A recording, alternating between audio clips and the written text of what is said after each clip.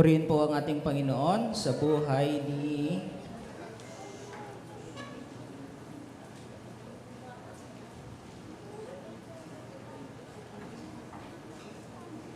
Artemio Florentino at kay Jamaica Florentino.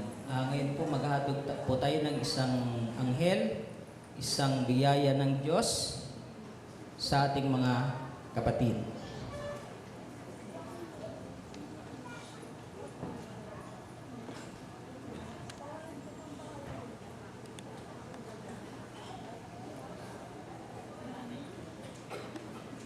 Mga kapatid sa pananampalataya, ating pong pasalamatan ang Panginoon sa kanyang mabiyayang pagbibigay sa mag-asawang Artemio at Jamaica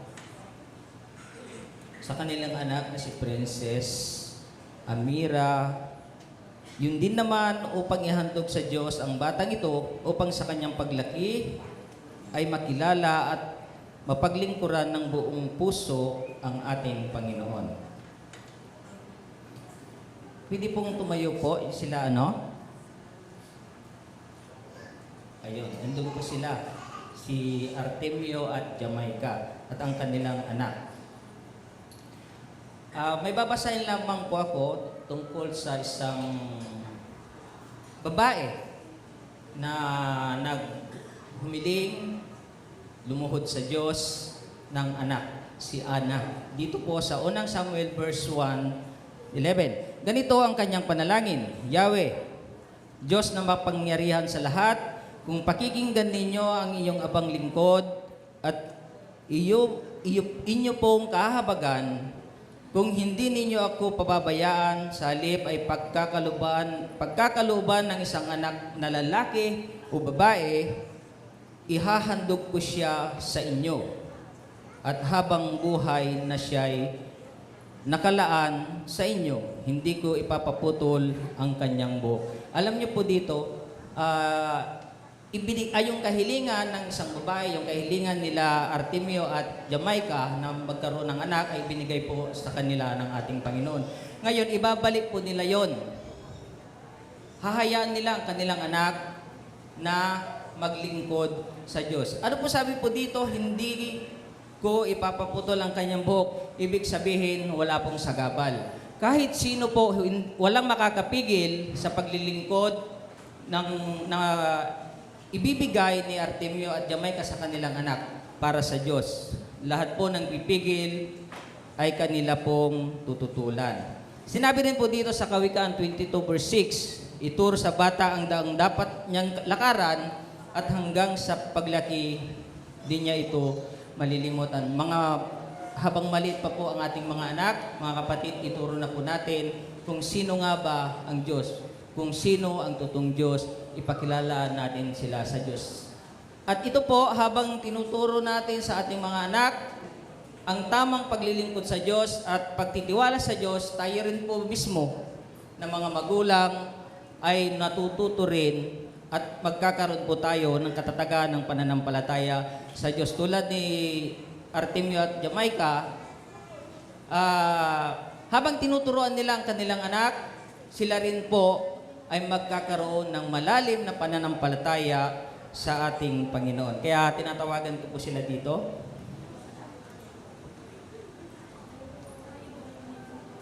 Gayon din po yung mga ninong at ninang.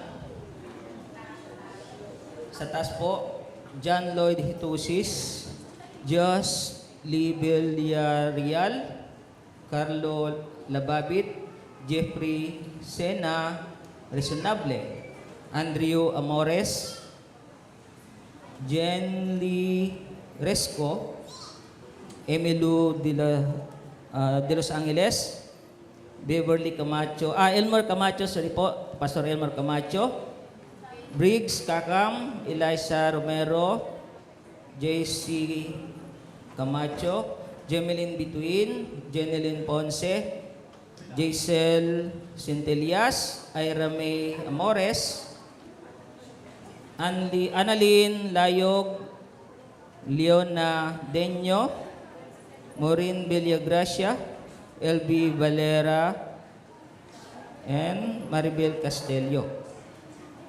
Po.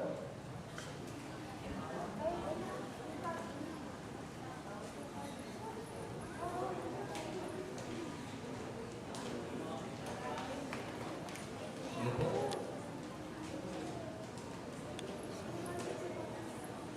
Si Briggs. Okay. Po.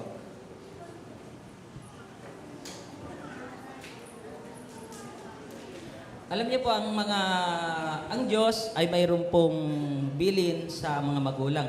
Ito po ay atas sa inyo, hindi po atas doon sa magulang niyo. Baka mamaya nag-anak kayo, tapos ang magsasuffer, ang mag-aalaga, ang magpapalaki o magpapakain ay yung mga magulang. Hindi 'yon. Hindi 'yon ang nais ng Diyos. Ang yung mga magulang lamang po ang siyang gagabay para sa inyo. Amen? Ito po, kailangan po nating sagutin kasi maraming nakakarinig. Ang mga bata ay isang handog at kayamanan mula lamang sa Diyos. Sa makatuwid, sila ay pag-aari ng Diyos. At tayong mga magulang ay naatasan lamang upang mahalin, palakihin, at hubugin sila ayon sa kanyang dakilang kalooban. Bilang mga magulang, napakahalaga na lubusan nating maunawaan at maikasatuparan ang mga obligasyon na atang sa ating mga balikat. Tatanungin ko kayo kasi maganda na yung nagkakaalaman na. Artemio at Jamaica, kayo ba ay nangangako sa harap ng Diyos at sa harapan ng kapulungan ito na gagawin ninyo sa tulong ng may kapal ang lahat ng iyong makakaya upang palakihin at ang batang si Princess Amira ayon sa kadakilang kalooban ng Diyos para sa kanya? Gagawin ko. Kasi maraming nakakarinig. Kayo ba ay nangangakong magsisikap upang makapagtatag ng isang Kristiyanong tahanan na puno ng pag-ibig, kapayapaan at kasaganaan? Na baptize na ba kayo dito? Magpapaptize na kayo. Magsimba kayo lagi kasi yun, sabi niya, Kristiyanong tahanan. Kayo ba ay nangangakong magpapakita ng magandang halimbawa para kay Princess Amira sa isip, sa salita at sa gawa? Huwag kayong mag-aaway Tandaan niyo yan. Kasi mahirap mag-away sa harap ng mga bata. Sa pagkakataong dumating ang panahon lumaki at tawagin ng Panginoon si Princess Amira sa isang buhay na paglilingkod sa Diyos, ipinapangako ba ninyong hindi ninyo siya ipagkakait?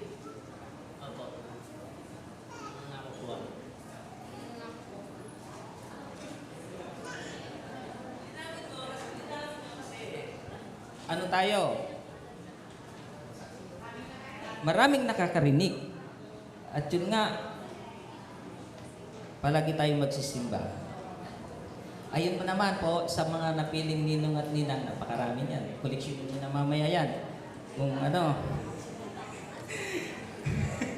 Para naman po sa inyo mga napiling ninong at ninang, bilang mga pangalawang magulang kay Princess Amira, nangangako ba kayong susuporta sa mag-asawa upang ang batang ito ay lumaki ayon sa kalooban ng Diyos para sa kanya sa isip, sa salita at sa gawa?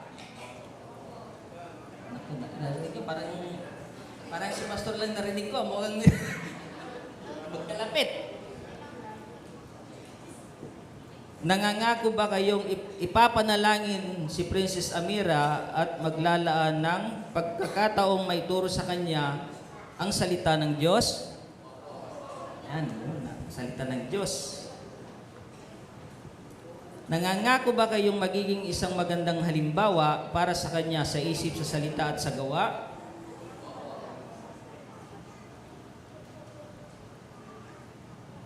Ito naman ay yung sa ating kapulungan. Yung mga nakakakita ngayon, maraming magbabantay sa inyo kung paano nyo palalakihin ang inyong mga anak. Para sa bawat isa na narito ngayon, kayo ba ay nangangakong tutulong sa mag-asawang ito upang si Princess Amira ay lumaki ayon sa dakilang kalooban ng Diyos para sa kanya?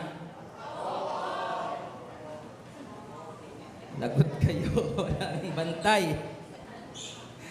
Nangangako ba kayong inyong ipapanalangin si Princess Amira upang siya ay magkaroon ng personal na relasyon sa ating Panginoong Hesukristo at upang siya ay lumaki ng mayroong pagnanais na maglilingkod sa Kanya? Sige po mga kapatid, tumayo po tayong lahat. Ipanalangin po natin si Princess Amira tuloy. Ama naming na nasa langit, kayo po ang Diyos na nagtatag ng pamilya ayon sa iyong dakilang plano. Kami po ay dumudulog sa inyo harapan ngayon upang italaga si Princess Amira bilang pagsunod sa inyong kalooban. Hinihiling po namin sa iyo na pagpalain ang batang si Princess Amira, pagpalain mo rin po ang kanyang pamilya at bigyan mo po sila ng sapat na karunungan at kaunawan upang mabigyan ng magandang buhay. At higit sa lahat, Panginoon, hinihiling po namin sa iyo na hayaan mong lumaki ang batang ito na may banal na takot at pag-ibig sa iyo. Ito po ang aming dalangin sa pangalan ng aming Panginoong Hesukristo na aming Panginoon. At tulungan niyo po akong maghandog sa bata.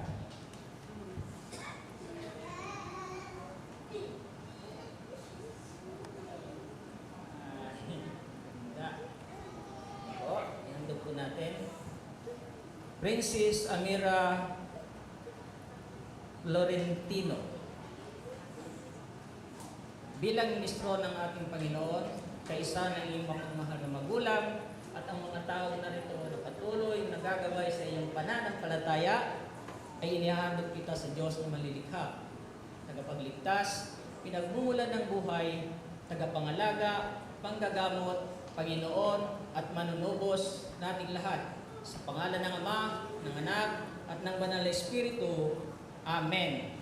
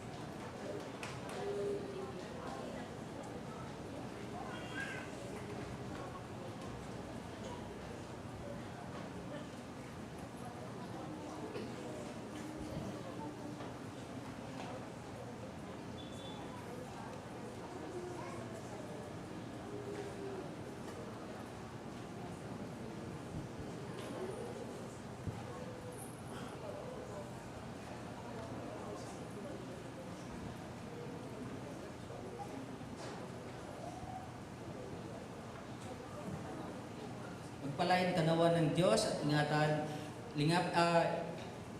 ilinaw nawa Panginoon ang kanyang mukha sa iyo. Paliwanagin nawa ang mukha ng Panginoon sa iyo at pagpalain ka magpakailanman. Ito po ang aming dalangin sa pangalan ng aming Panginoong Hesus. Amen.